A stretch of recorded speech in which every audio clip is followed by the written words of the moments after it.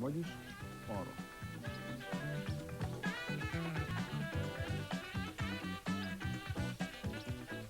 Teljesen igazolt a nővéremnek egyébként. Szegedenél tudod. Igen. Mondta, hogy ide mindenképpen el kell egy oparos főzőre, mert fantasztikus. Milyen kár, hogy ilyen hideg van.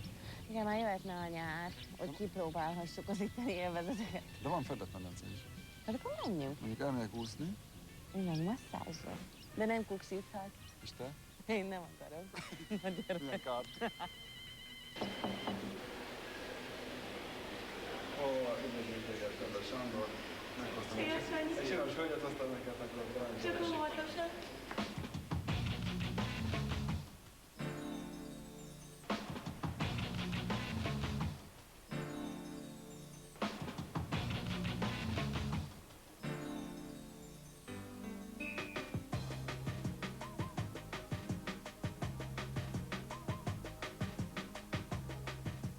Rossz idős az alatt minket, mert rettentő sok mindent Így láttunk, van. élveztük a dolgokat, és hát ne felejtsük el például az a masszírozás.